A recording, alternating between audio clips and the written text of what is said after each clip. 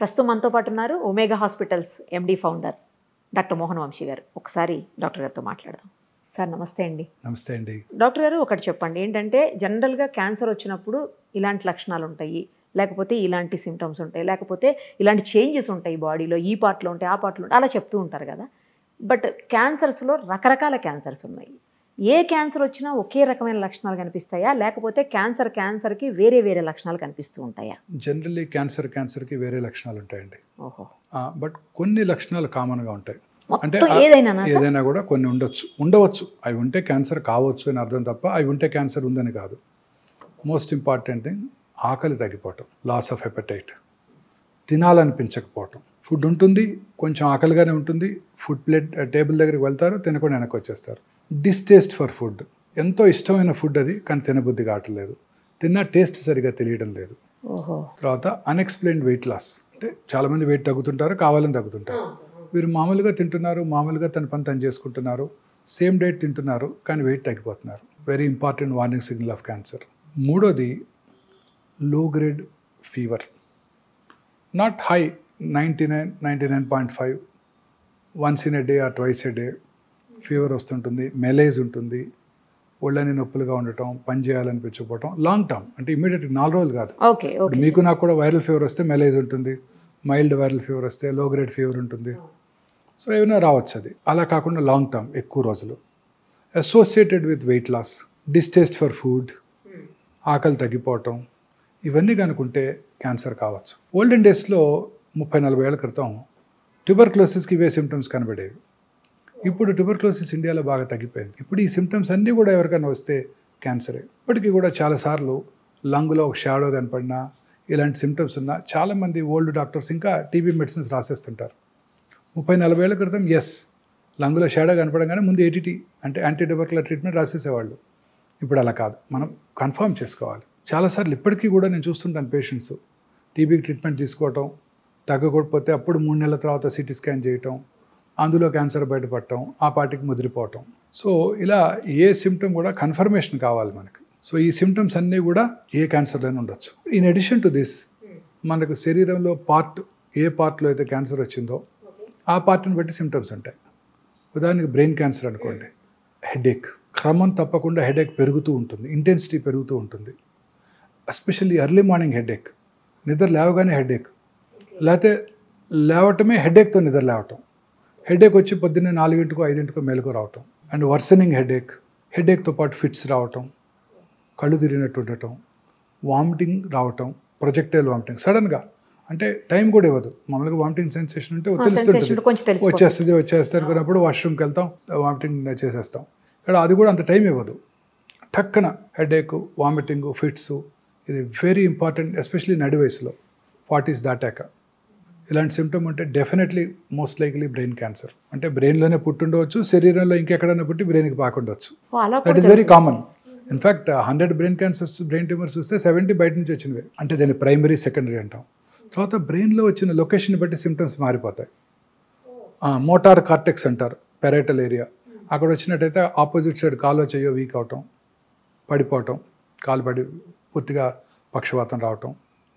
Frontal లోబులో వస్తే voice పడిపోవటం, are కొన్నిసార్లు సడన్గా అందరి ముందు డ్రెస్ చేంజ్ చేసుకోవటం, అందరి ముందు యూరిన్ పాస్ చేయటం. ఆక్సిపిటల్ లోబులో వస్తే విజువల్ డిస్టర్బెన్సెస్ రావటం. చిన్న మెదడు అంటాం, సెరిబెల్లం, అక్కడ వచ్చినట్టయితే ఆల్కహాల్ తాగిన వాళ్ళు నడిచినట్టు నడవటం. ఇవన్నీ కూడా సైట్ స్పెసిఫిక్ సిమ్టమ్స్, ఎక్కడ వచ్చిందో దాన్ని బట్టి ఉంటాయన్నమాట. ఓకే, ఇలా వచ్చిన లొకేషన్ బట్టి. అదే కొంచెం కిందకు వచ్చామనుకోండి, oral cavity cancers very common. South ఇండియాలో కామనెస్ట్ క్యాన్సర్ ఓరల్ క్యావిటీ క్యాన్సర్సే పురుషుల్లో. అంటే ఈ ఓరల్ క్యావిటీలో చాలా ఆర్గన్స్ ఉంటాయి, టంగు, బకల్ మ్యూకోజా, లిప్స్, అంగటి, palate, posterior part of the tongue, స్వరపేటిక, ఇవన్నీ కూడా oral cavity and hypopharyngeal cancers. Okay. Oral cavity cancer లక్షణాలు కనుక మీరు చూసినట్టయితే మానని పుండు, ఎరుపు తెలుపు మిళితమైన ప్యాచెస్ ఉండటం, నాలుక మీద కానీ ఎక్కడైనా కానీ రెడ్డిష్ ఆర్ వైటిష్ ప్యాచెస్ 2 కలిపి ఉండటం. తర్వాత మానని పుండు, బ్లీడింగ్ ఫ్రమ్ గమ్స్, పళ్ళు లూజ్ అయిపోవటం. పళ్ళు సడన్గా లూజ్ అయిపోయి డెంటిస్ట్ దగ్గరికి వెళ్తాం, పన్ను పీకేస్తాడు, లోపల క్యాన్సర్ ఉండొచ్చు. సివియర్ పెయిన్, మాటలో మార్పు రావటం, నాలుక క్యాన్సర్స్, నాలుక ఫిక్స్ అవుతుంది, మాట బండగా రావటం. అలాగే మాట్లాడిన తర్వాత కూడా కొంచెం సివియర్ పెయిన్ రావటం. ఓకే. తర్వాత feeling of foreign body sensation in the throat. మామూలుగా థ్రోట్లో ఫారెన్ బాడీ ఉందనుకోండి, మింగేస్తే లోపలికి వెళ్ళిపోద్ది, లేకపోతే బయటికి తీసేస్తాం. ఇక్కడ ట్యూమర్ ఉన్నప్పుడు మన human brain perceives this as a foreign body. So మింగినా కానీ ఫారిన్ బాడీ సెన్సేషన్ అలానే ఉంటుంది నాలుగు వెనకాల. That's a very important warning signal of posterior third, అంటే వెనకాల భాగం టంగులో క్యాన్సర్. వాయిస్లో మార్పు రావటం, స్వరం బొంగురు పోవటం, అలసిపోవటం, ఆయాసం రావటం, దగ్గినప్పుడు రక్తం పట్టడం, ఇవన్నీ కూడా స్వరపేటిక క్యాన్సర్ లక్షణాలు. మింగటానికి ఇబ్బందిగా ఉండటం, మింగుతున్నప్పుడు వాటర్ తాగాల్స్తే కానీ సాలిడ్ ఫుడ్ లోపలికి వెళ్ళకపోవటం, వర్సనింగ్ ప్రాబ్లం, ముందు సాలిడ్స్ మింగలేకపోయారు, తర్వాత లిక్విడ్స్ కూడా మింగలేకపోతున్నారు. ఇవన్నీ హైపోఫారింగ్స్, అంటే ఫారింగ్స్ వెనకాల భాగంలోను ఫారింగ్స్లోను, అలాగే అన్నవాహిక క్యాన్సర్ లక్షణాలు. ఇంకా గ్యాస్ట్రిక్ క్యాన్సర్ లక్షణాలకు వచ్చినట్టయితే పొట్టంతా గ్యాస్ ఉన్నట్టు ఉండటం, పొట్ట ఫుల్ అయిపోయినట్టు ఉండటం.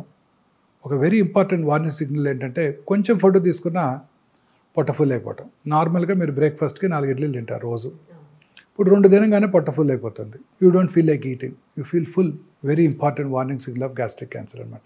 సరే, కానీ ఈ విషయం కొంచెం ఏజ్ పెరిగిన కొద్దీ కూడా ఎప్టైట్ తగ్గుతూ ఉంటుంది కదా? ఎప్టైట్ తగ్గుతుంది, పొట్ట ఫుల్ అవటం వేరు, ఎప్టైట్ తగ్గటం వేరు.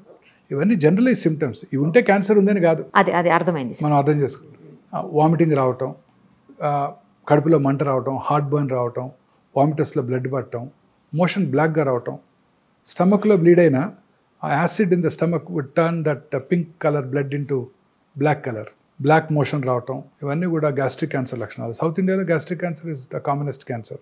అసలు మెడ్రాస్ మెట్రోపాలిటన్ ట్యూమర్ రిజిస్ట్రీలో ప్రతి 1,00,000 మంది ప్రజలకి మోర్ దెన్ 15 గ్యాస్ట్రిక్ క్యాన్సర్ బారిన పడుతున్నారు ప్రతి సంవత్సరం కూడా. అలాగే ఊపిరితిత్తుల cancer, very common cancer. Lung cancer very common cancer నా ప్రపంచం అంతా కూడా ఇదే కామనెస్ట్ క్యాన్సర్. ప్రపంచం అంతా కూడా lung cancer is the commonest cancer. Mortality కూడా చాలా ఎక్కువ, 100కి 75 మంది చనిపోతారు. ఎందుకంటే లంగ్ క్యాన్సర్ జనరల్గా సిమ్టమ్స్ ఉండవు. ఎర్లీగా లంగ్ క్యాన్సర్లో సిమ్టమ్స్ ఉండవు, చాలాసార్లు అశ్రద్ధ చేస్తుంటారు. సిమ్టమ్స్ ఎలా ఉంటాయంటే మానని దగ్గు, ఓకే, దగ్గినప్పుడు కళ్ళి పట్టడం, ఆ ఫ్లెమ్లో రక్తం పట్టడం, లో గ్రేడ్ చెస్ట్ పెయిన్, స్వరం బొంగురిపోయినట్టు రావటం, ఆయాస పట్టడం, ఇవన్నీ లంగ్ క్యాన్సర్ లక్షణాలు. ఇవన్నీ కూడా లేట్ స్టేజెస్లోనే చూస్తాం. ఎర్లీ స్టేజ్లో అసలు ఏం లక్షణాలే ఉండకపోవచ్చు. Okay okay sir. చాలాసార్లు చూస్తుంటాం. నేను ఇవాళ కూడా చూశాను, patient 80-year-old man went to a corporate hospital with headache and vomiting. వెంటనే ఎంఆర్ఐ చేశారు, బ్రెయిన్లో ట్యూమర్ ఉందన్నారు, సర్జరీ చేశారు. ట్యూమర్ తీసి టెస్ట్కి పంపిస్తే లంగ్ క్యాన్సర్ అని వచ్చింది. బ్రెయిన్లో ట్యూమర్, లంగ్ క్యాన్సర్, లంగ్ నుంచి బ్రెయిన్కి పాకిపోయింది. ఇందాక అన్నాను కదా, commonest cancer in brain is secondaries. So లంగ్లో పుట్టింది బ్రెయిన్కి వెళ్ళిపోయింది. సో జనరల్గా న్యూరో సర్జన్ అప్పుడు బిజీగా ఉంటారు. ఆ పేషెంట్ సర్జరీ చేశారు, అది ఎక్స్రే చూస్తే ఎక్స్రేలో చిన్న లీషన్ ఉంది, పెట్ స్కాన్ చేస్తే పెద్ద లీషన్ కనపడుతుంది. సో ఇది సిమ్టమ్సే కలిగించలేదు, దగ్గు కూడా లేదు ఆయనకి, పెద్ద ఆయనకి. సో చాలా కామన్గా చూస్తాం ఇది. లంగ్ క్యాన్సర్, బోన్స్కి పాకటం, ఆ బోన్స్ ట్రివియల్ ఇంజరీ, చిన్న ఇంజరీతో బోన్ ఫ్రాక్చర్ అవటం, ఆర్థోపెడిషన్ దాన్ని ఫిక్స్ చేయడానికి రెడీ అవటం, ఫిక్స్ చేస్తున్నప్పుడు అక్కడేదో అబ్నార్మల్ టిష్యూ కనపడితే దాన్ని టెస్ట్కి పంపటం, లంగ్ క్యాన్సర్ అని తెలుస్తుంది. So generally these cancers are asymptomatic. చివరి స్టేజ్లో కానీ సిమ్టమ్స్ కలిగించవు. అలాగే colon cancer, very common cancer in urban India. మోషన్లో బ్లడ్ పట్టడం అందరికీ ఉంటుంది, చాలామందికి ఉంటుంది. పైల్స్ ఉన్నా మోషన్లో బ్లడ్ పడుతుంది, అందరూ ఆ సిమ్టమ్ని అశ్రద్ధ చేస్తారు. ఇప్పుడు లో డోసేజ్ సిటీ స్కాన్స్ అందుబాటులోకి వచ్చాయి. క్రానిక్ స్మోకర్స్ ఎస్పెషల్లీ 20 years కనుక తాగినట్టయితే వాళ్ళు 6 నెలలకు ఒకసారి లో డోస్ సిటీ స్కాన్ చేయించుకున్నట్టయితే క్యాన్సర్ అవటాన్ని ముందుగా పట్టుకోవచ్చు. అవునా సార్? లంగ్ క్యాన్సర్కి ఎస్పెషల్లీ. సో ఈ కోలన్ క్యాన్సర్ చాలా సార్లు చూస్తుంటాం, చాలామంది లేట్ స్టేజ్లో వస్తుంటారు, ఈ మోషన్లో బ్లడ్ అశ్రద్ధ చేస్తుంటారు. సో కోలన్ క్యాన్సర్ లక్షణాలు, లెఫ్ట్ సైడ్ కోలన్ క్యాన్సర్ అయితే ఇలా బ్లడ్ పట్టడం, లూజ్ మోషన్స్ అవటం, కాన్స్టిపేషన్ రావటం, alternating constipation and loose motions, very important symptom. తర్వాత స్టూల్ క్యాలిబర్ తగ్గటం, ఇంత లావుగా ఉంటుంది స్టూల్ అనుకోండి, క్యాలిబర్ తగ్గిపోయి సన్న పెన్సిల్ లాగా వస్తుంది అనుకోండి, warning signal of colon rectal cancer. అలాగే మోషన్కి వెళ్ళాక మనందరికీ కూడా ఒక మంచి ఫీలింగ్ ఉంటుంది, ఇవాళ ఫుల్ మోషన్ అయిపోయింది, ఫ్రీ మోషన్ అయిపోయింది, హ్యాపీగా ఉంటాం మనం. ఆ ఫీలింగ్ వస్తుంది మోషన్ అయిపోగానే, ఫీలింగ్ ఆఫ్ కంప్లీట్ ఎవాక్యుయేషన్. అది కొంతమందికి మోషన్ వెళ్ళాక ఫుల్ మోషన్ అయిపోయినా కూడా ఫీలింగ్ ఆఫ్ ఇన్కంప్లీట్ ఎవాక్యుయేషన్, ఇంకా మోషన్ ఉంది అన్న ఫీలింగ్. ఇంకొంచెం సేపు టైం స్పెండ్ చేసినా అది రాదు, కానీ ఆ ఫీలింగ్ అట్లా బ్రెయిన్ పర్సీవ్ చేస్తూనే ఉంటుంది, ఇంకా పూర్తిగా ఎంప్టీ చేసినట్టు లేరు అని. అది యాక్చువల్లీ అది మోషన్ కాదు, tumour. Brain does not recognize that. Brain ఏం రికగ్నైజ్ చేస్తుంది? రెక్టంలో ఏదో గడ్డ ఉందని రికగ్నైజ్ చేస్తుంది. అది మోషనా లేకపోతే ట్యూమరా బ్రెయిన్ పర్సీవ్ చేయలేదు. సో అందువల్ల అది మనం ఫీలింగ్ ఆఫ్ ఇన్కంప్లీట్ ఎవాక్యుయేషన్ ఉంటుంది. ఆ సిమ్టమ్ కనుక ఉన్నట్టయితే very important warning signal of rectal cancer. So అలాగే కొన్ని రకాల క్యాన్సర్లు కుడిపక్క పేగులో రైట్ సైడ్ కోలన్ క్యాన్సర్స్ ఎటువంటి సిమ్టమ్స్ ఉండవు, సైలెంట్ కిల్లర్. గ్యాస్ట్రిక్ క్యాన్సర్ లానే, ఎందుకంటే అక్కడ మోషన్ లిక్విడ్గా ఉంటుంది, అడ్డం పడదు. సీకం అంటే రైట్ సైడ్ కోలన్ బాగా లావుగా ఉంటుంది, ఎంత పెద్ద పుండు పడినా బ్లాక్ చేయదు, బ్లడ్ కారిపోతుంటుంది, మీకు మోషన్లో మిక్స్ అయిపోయి ఉంటుంది, మనకు తెలియని కూడా తెలియదు. లివర్కో లంగ్స్కో పాకాక డాక్టర్ దగ్గరికి వస్తారు వాళ్ళు. Very common problem with right sided colon cancer.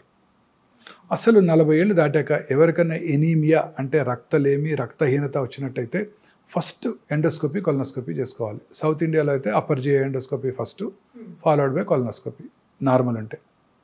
North ఇండియాలో అయితే colonoscopy first, followed by and upper GI scopy. ఎందుకంటే ఈ 2 క్యాన్సర్లు కూడా బ్లడ్ తగ్గిపోతుంటాయి. చాలామంది ఎనీమియా వచ్చినప్పుడు డాక్టర్ దగ్గరికి వెళ్ళినప్పుడు డాక్టర్లు బ్లడ్ ట్రాన్స్ఫ్యూషన్ ఇస్తారు, హిమటోనిక్స్ ఇస్తారు, ఐరన్ సప్లిమెంట్స్ ఇస్తారు, విటమిన్ సి ఇస్తారు, B12 ఇస్తారు. అవసరమైతే బ్లడ్ తగ్గినప్పుడు ఇంకొక మెయిన్ సిమ్టమ్ ఏంటంటే ఆయాసం రావటం. ఆయాసం వస్తే ఫస్ట్ ఎవరి దగ్గరికి వెళ్తారు? ఓల్డ్ మ్యాన్ కార్డియాలజిస్ట్ దగ్గరికి వెళ్తారు. ఆయన ఎంజాయ్ చేస్తారు, అందరికీ 2 బ్లాక్లు ఉంటాయి ఆ వయసులో, 2 స్టెంట్లు వేసేస్తారు. ఆ తర్వాత మళ్ళీ ఇంకా కూడా ఆయాసము రక్తలేని ఉన్నట్టయితే అప్పుడు ఆంకాలజిస్ట్ దగ్గరికి వెళ్తారు, వాళ్ళే పంపుతారు క్యాన్సర్ ఏమోనని. చాలా కామన్గా చూస్తుంటాం ఈ సిమ్టమ్. యూరిన్లో బ్లడ్ పట్టడం. ఎక్కడ బ్లడ్ పడినానండి, ముక్కులోంచి కానీ, నోట్లోంచి కానీ, చెవిలోంచి కానీ, యూరిన్లో కానీ, మోషన్లో కానీ, ఫ్లమ్లో కానీ, ఎక్కడ బ్లడ్ పడినా కూడా నిప్పుల నుంచి బ్లడీ డిశ్చార్జ్ రావటం కానీ, అబ్నార్మల్ బ్లీడింగ్ ఫ్రమ్ యూట్రస్ కానివ్వండి, పీరియడ్స్ కాని టైంలో బ్లడ్ వచ్చినా కానీ, ఇంటర్మెన్స్ట్రల్ బ్లీడింగ్ కానివ్వండి, పోస్ట్ కాయిటల్ భర్తతో చేరిన తర్వాత బ్లీడింగ్ కానివ్వండి, ఇవన్నీ కూడా అశ్రద్ధ చేయకూడదు. ఈ 6 సిమ్టమ్స్ అసలు ఎప్పుడు అశ్రద్ధ చేయకూడదు. చాలా వెరీ ఇంపార్టెంట్ వార్నింగ్ సిగ్నల్స్. ఇప్పుడు భారతదేశంలో స్త్రీలలో అత్యధికంగా కనబడే క్యాన్సర్ బ్రెస్ట్ క్యాన్సర్. 2022లో 2,24,000 బ్రెస్ట్ క్యాన్సర్ డయాగ్నోస్ అయిపడ్డాయి. 2010లో ఇట్ వాజ్ 80. రోజుకి పెరిగిపోతుంది. ఇంకొక బ్యాడ్ న్యూస్ ఏంటంటే భారతదేశంలో చూసే బ్రెస్ట్ క్యాన్సర్ పేషెంట్స్ యంగ్ ఏజ్లో వస్తున్నారు. యంగ్ ఏజ్లో వస్తే దే ఆర్ వెరీ అగ్రెసివ్. ఏ క్యాన్సర్ అయినా for that matter except thyroid, ఏ క్యాన్సర్ అయినా చిన్న వయసులో వచ్చిందంటే 20 to 40 మధ్య వచ్చిందంటే చాలా అగ్రెసివ్గా బిహేవ్ చేస్తాయి. లంప్ రావటం బ్రెస్ట్లో, బ్రెస్ట్ యొక్క సైజులో మార్పు రావటం, కన్సిస్టెన్సీ అంటే గట్టి మార్పు రావటం, గట్టి పట్టడం, స్కిన్ ముడతలు పడినట్టు ఉండటం, స్కిన్ ఎలా స్ట్రెచ్ అయ్యి షైనీగా ఉండటం, స్కిన్ మీద నరాలు ఉబ్బి ఉండినట్టు ఉండటం, స్కిన్ మీద అల్సరేషన్ ఏర్పడటం, నిప్పుల నుంచి బ్లడీ డిశ్చార్జ్, నిప్పుల ఏరియాలో కాంప్లెక్స్ మీద పుండు పట్టడం, సంకలో గడ్డలు రావటం, నిప్పుల యొక్క లొకేషన్ అంటే లెవెల్ ఆఫ్ బోత్ నిప్పుల్స్ మారటం, ఒకటి పైకి వెళ్ళటం ఒకటి కిందకి రావటం, ఇవన్నీ కూడా బ్రెస్ట్ క్యాన్సర్ లక్షణాలు. ఎక్కడ కూడా నొప్పి లేదు. అందరు స్త్రీలు అశ్రద్ధ చేస్తారు, సహజ సిగ్గు వెళ్ళి చెప్పుకోవడానికి. వాళ్ళకిగా వాళ్ళు రెగ్యులర్గా పరీక్ష చేసుకున్నట్టయితే ఈజీగా పట్టుకోవచ్చు. ఎలా టెస్ట్ చేసుకోవాలి బ్రెస్ట్ క్యాన్సర్ అనేది? వాళ్ళు చేసుకుంటే తెలుస్తుంది అంటున్నారు, ఎట్లా తెలుస్తుంది? సెల్ఫ్ ఎగ్జామినేషన్ అంటే వారికిగా వారు పరీక్ష చేసుకోవటం ఒక అలవాటుగా ప్రతి స్త్రీ పీరియడ్స్ అయిపోయిన 1 వీక్ తర్వాత, ఎందుకంటే అప్పుడు బ్రెస్ట్ ఆర్ సప్పులుగా ఉంటాయి. పీరియడ్స్ టైంలోనూ పీరియడ్స్ ముందు బ్రెస్ట్ ఆర్ లంపీగా ఉంటాయి, పెయిన్ఫుల్గా కూడా ఉంటాయి, టెండర్గా ఉంటాయి. ఆ టైంలో కాకుండా పీరియడ్స్ అయిపోయిన తర్వాత, పీరియడ్ ఆగిపోయిన తర్వాత ఆ నెలకి 1 వారం తర్వాత వారికిగా వారు స్నానం చేస్తున్నప్పుడు కూర్చొని రూమ్కి వచ్చాక పడుకొని కుడి చేత్తో ఎడమ చెస్టు, ఎడమ చేత్తో కుడి చెస్టు సిస్టమేటిక్గా సెంటర్ నుంచి పెరిఫెరిక్ కానీ పైనుంచి కిందకి కానీ సిస్టమేటిక్గా ఫ్లాట్ ఆఫ్ ద హ్యాండ్తో ఎగ్జామిన్ చేసుకోవాలి. టిప్స్ ఆఫ్ ద ఫింగర్తో కాదు, ఎలా కాదు, ఫ్లాట్ ఆఫ్ ద హ్యాండ్తో పరీక్ష చేసుకున్నట్టయితే వాళ్ళకు ఒక అవగాహన వస్తుంది. అలా నెలకి 2 సార్లు ఒకసారి రెగ్యులర్గా చేసుకున్నట్టయితే వాళ్ళకి అవగాహన వచ్చి వారి శరీరం మీద ఎటువంటి చిన్న మార్పునైనా కూడా పట్టుకోగలుగుతారు. ఓకే.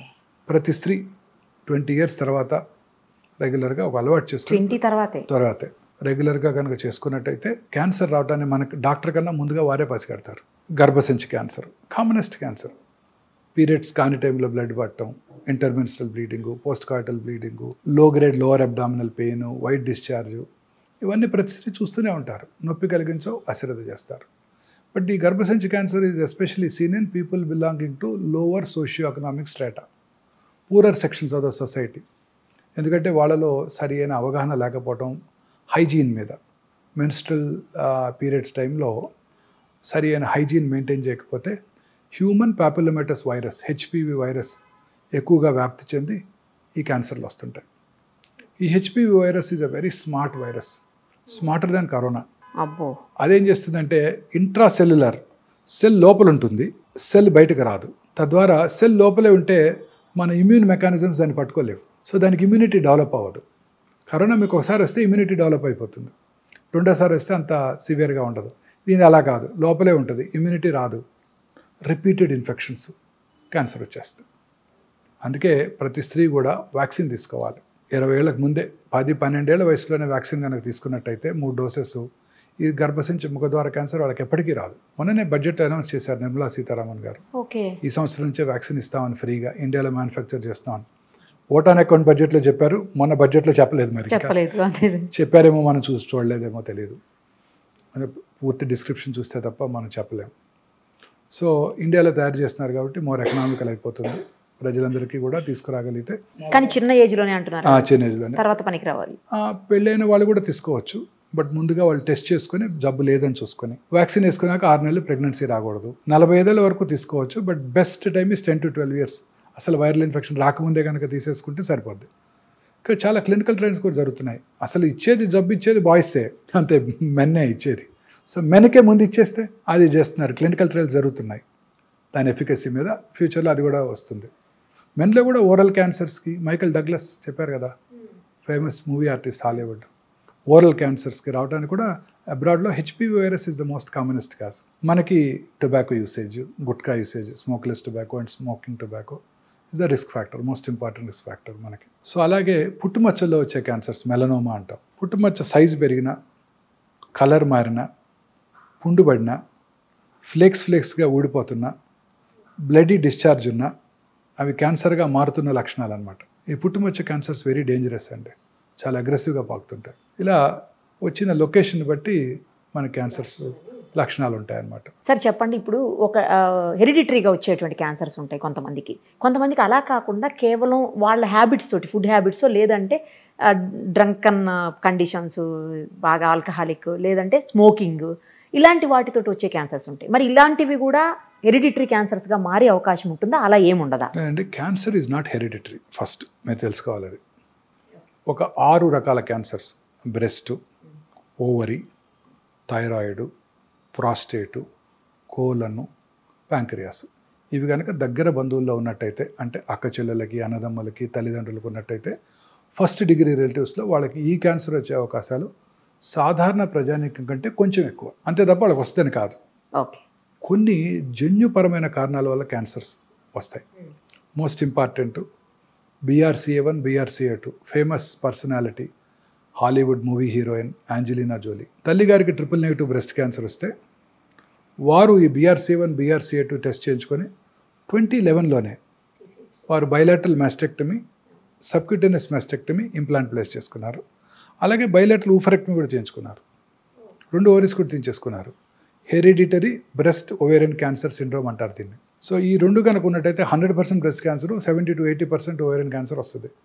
అందుకే అమ్మాయి అంత చిన్న వయసులోనే 2 బ్రెస్ట్లు, 2 ఓవరీలు తీయించుకుంది. ఇక ఆమెకు వచ్చే ఛాన్స్ ఉండదా? ఉండదు. ఇంకా BRCA1, BRCA2 మ్యుటేషన్. మొన్న మధ్య హంసానందని గారు కూడా అనౌన్స్ చేశారు, వారికి ట్రిపుల్-నెగటివ్ బ్రెస్ట్ క్యాన్సర్, వారికే BRCA1 పాజిటివ్ ఉందని.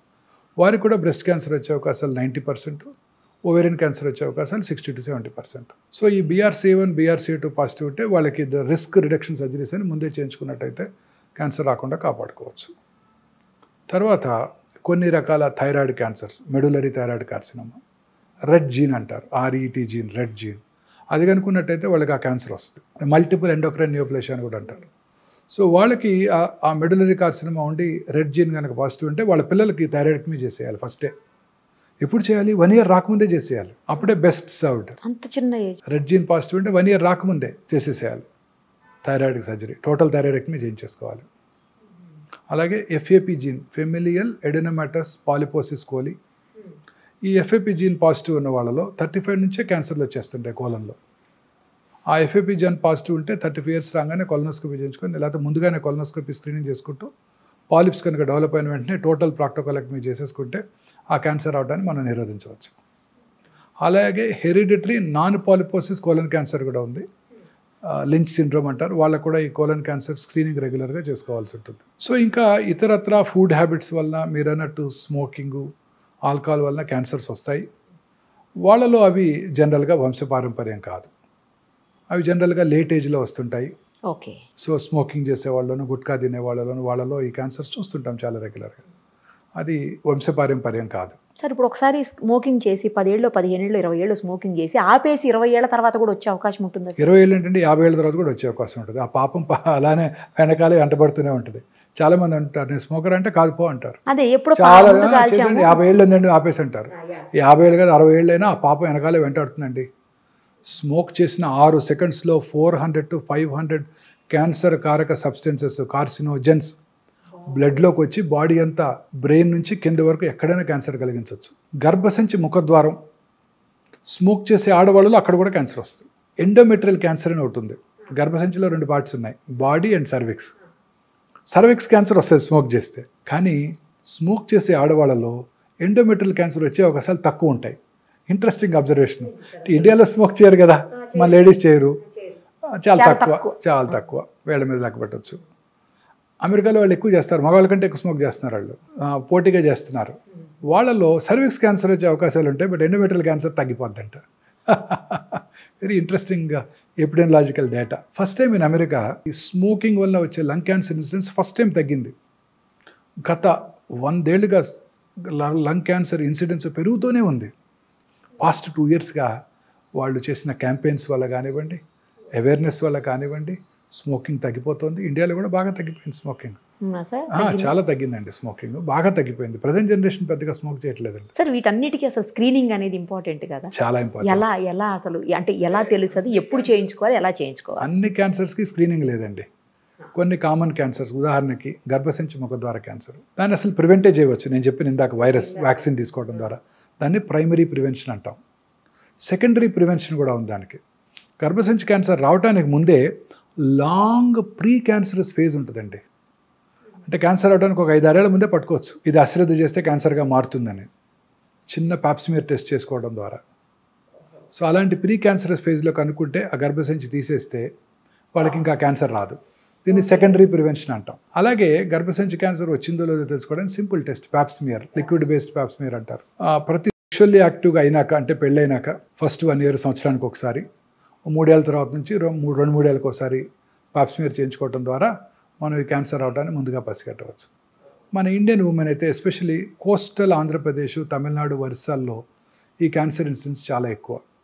కారణం ఏంటంటే పావర్టీ, రెండోది హైజీనిక్ ప్రాక్టీసెస్ మీద అవగాహన లేకపోవటం, మూడోది తేమ కలిగిన వాతావరణంలో ఈ వైరస్ ఎక్కువగా వ్యాప్తి చెందుతుంది.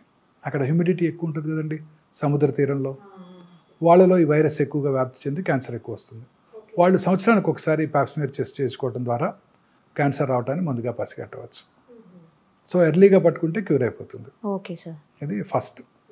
Second breast cancer. బ్రెస్ట్ క్యాన్సర్కి 3 ఆర్మ్స్ ఉన్నాయి. ఒకటి సెల్ఫ్ ఎగ్జామినేషన్, ఇందాక మనం డిస్కస్ చేసాం. రెండోది మ్యామోగ్రఫీ పరీక్ష. చాలా మందికి అపోహలు ఉన్నాయి, మ్యామోగ్రఫీ పరీక్ష చేయించుకుంటే దాంట్లో రేడియేషన్ ఎక్స్పోజర్ ఉంటుంది, బాగా గట్టిగా నొక్కేస్తారు బ్రెస్ట్ని, చాలా పెయిన్ఫుల్గా ఉంటుంది. ఇవన్నీ కూడా అపోహలు మాత్రమే. ఇప్పుడు కొత్తగా వచ్చిన డిజిటల్ మ్యామోగ్రామ్స్తో రేడియేషన్ ఎక్స్పోజర్ బాగా తగ్గిపోయింది, కంప్రెషన్ కూడా పెద్దగా ఉండదు. 3D డిజిటల్ మ్యామోగ్రఫీలో అయితే అసలు కంప్రెస్ చేయకుండానే మనం రేడియోగ్రామ్ తీసుకోవడానికి అవకాశం ఉంది. ప్లస్ జనరల్గా మ్యామోగ్రామ్ చేయించుకోవటం కూడా పీరియడ్స్, ఆ నెల పీరియడ్స్ అయిపోయిన తర్వాత 1 వారం తర్వాత చేయించుకుంటే పెయిన్ పెద్దగా ఉండదు. సో మ్యామోగ్రఫీ పరీక్ష బేస్ లైన్ 30, 35, 40, ఆ తర్వాత 2-3 ఏళ్ళకి ఒకసారి 50 వరకు, 50 నుంచి 65 మాత్రం సంవత్సరానికి ఒకసారి మ్యామోగ్రఫీ చేయించుకోవడం ద్వారా ఖచ్చితంగా పట్టుకోవచ్చు. స్కార్డ్ బ్రెస్ట్, అంటే బ్రెస్ట్ లంపెక్టమీలో కనుక చేస్తున్నట్టయితే ఇంతకుముందు, అప్పుడు మ్యామోగ్రఫీ పెద్ద యూస్ఫుల్గా ఉండదు.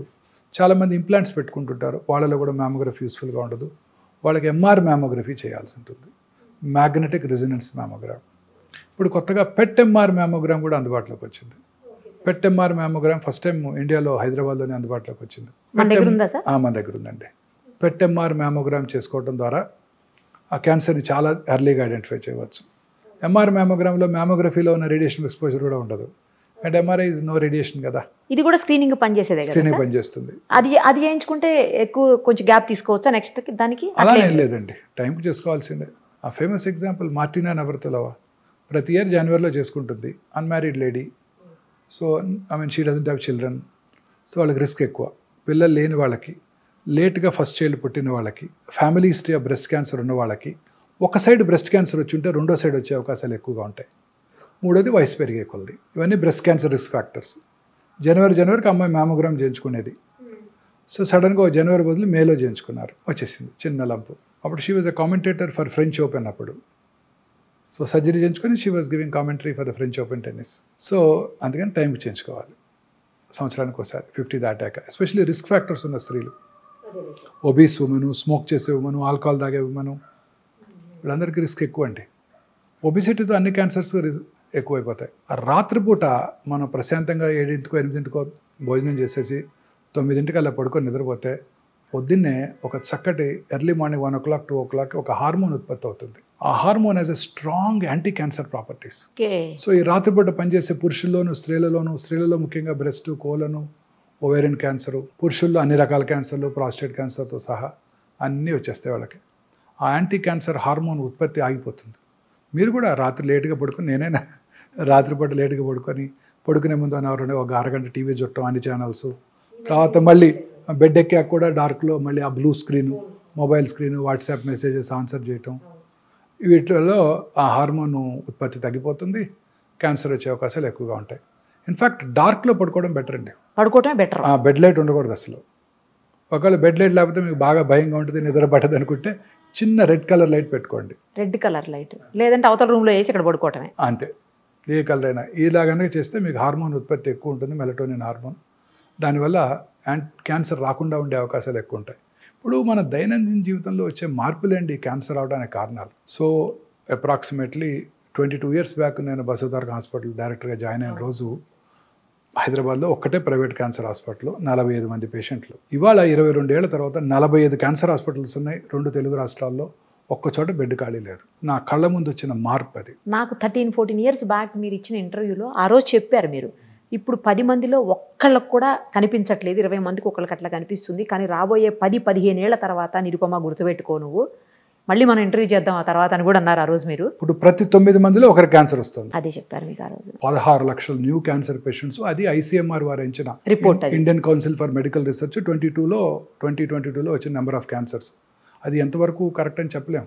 సరే, ఈ క్యాన్సర్స్ అన్నిటికీ కూడా ఇట్లాంటి స్క్రీనింగ్లు లేకపోతే మామూలు ఇలాంటివి కాకుండా బ్లడ్ టెస్టులతో తెలియదా? వచ్చేస్తాయండి, నియర్ ఫ్యూచర్లో వచ్చేస్తుంది. గ్రేల్ అనే కంపెనీ గ్యాలరీ అనే టెస్ట్ని లాంచ్ చేసిందండి. ఓకే. ఇప్పుడు కోలన్కి వచ్చింది ఒకటి, చాలా ఎక్స్పెన్సివ్, $1000. ఈ న్యూ టెస్ట్ వచ్చేసేది జస్ట్ సింపుల్ ఒక 5 ml బ్లడ్తో 50 క్యాన్సర్ డయాగ్నోస్ చేసేస్తుంది రావటాన్ని, గ్యాలరీ. బట్ ఆ test is going to be very useful ma'am. అవునా sir? Very useful ma'am. Blood టెస్ట్తోనే 50 క్యాన్సర్లు పట్టేయచ్చు. ఏది అనేది కూడా తెలిసిపోతుంది, ఏ క్యాన్సర్ అనేది. ఇప్పుడు కూడా వచ్చేసిందండి, లిక్విడ్ బయాప్సీ వచ్చేసింది. ఇప్పుడు కూడా పేషెంట్ దగ్గర మీరు ప్రతి పేషెంట్ బయాప్సీ చేయక్కర్లా. ఇప్పుడు చాలా మందిలో అపోహ ఉందండి, బయాప్సీ చేస్తే క్యాన్సర్ పెరిగిపోద్ది, ఏంటి నీటిని పెట్టి కూర్చుతావా, క్యాన్సర్ తేనె తుట్టుని కదిలిస్తే అట్ట పాకిపోద్ది. ఇప్పుడు కూడా ఒక డాక్టర్ ఆర్గ్యూ చేస్తాను నాతో వచ్చే ముందు. ఆమె నాందేడ్లో డాక్టరు, పెద్ద లార్జ్ రిట్రోపెరిటోనియల్ ట్యూమర్, బయాప్సీ వద్దంటది.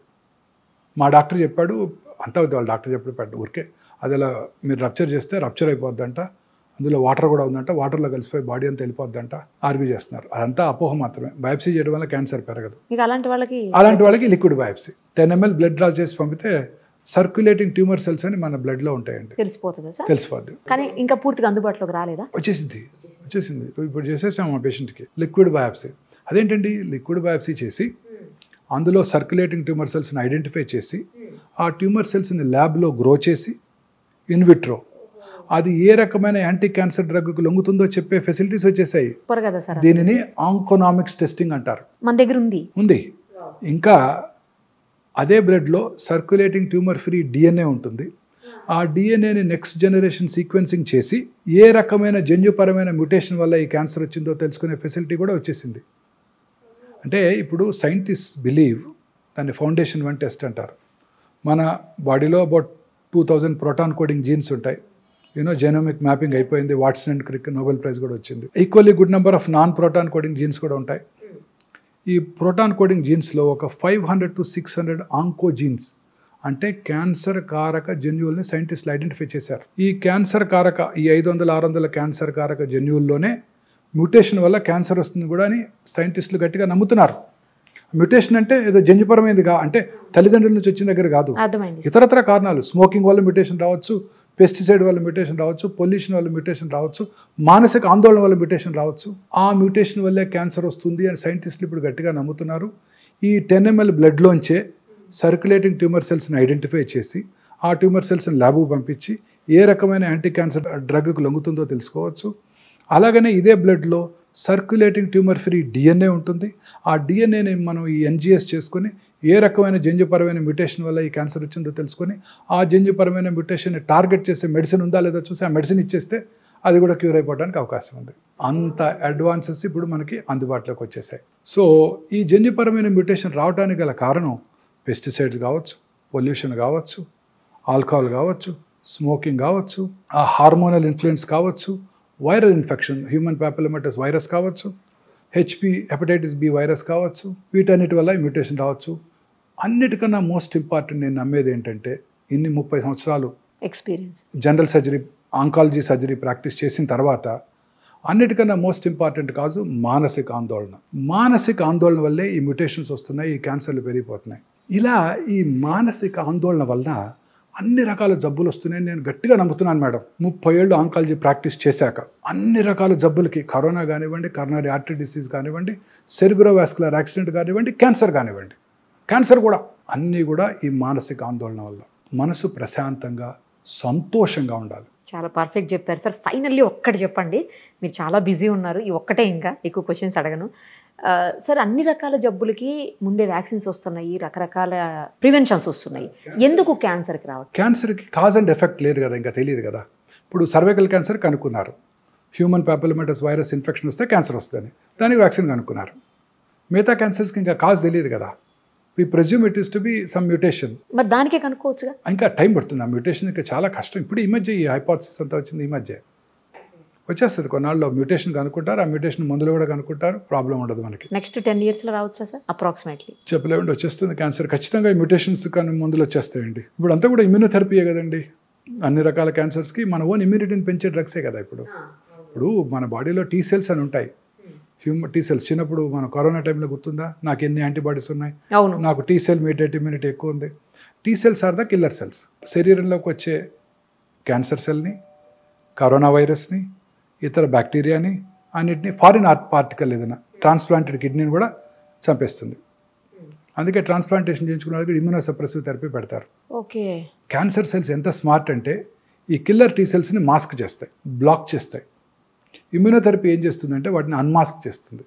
తద్వారా క్యాన్సర్ సెల్ని ఆ టీ సెల్ గుర్తించి చంపేస్తుంది. సో ఫ్యూచర్ ఆఫ్ ఆంకాలజీ ఇలానే ఉండిపోతుంది. అందుకే మీరంతా కూడా 50 లక్షలకు ఇన్సూర్ చేసుకోవాలి, 5 లక్షలు 10 లక్షలకు కాదు, సరిపోదు.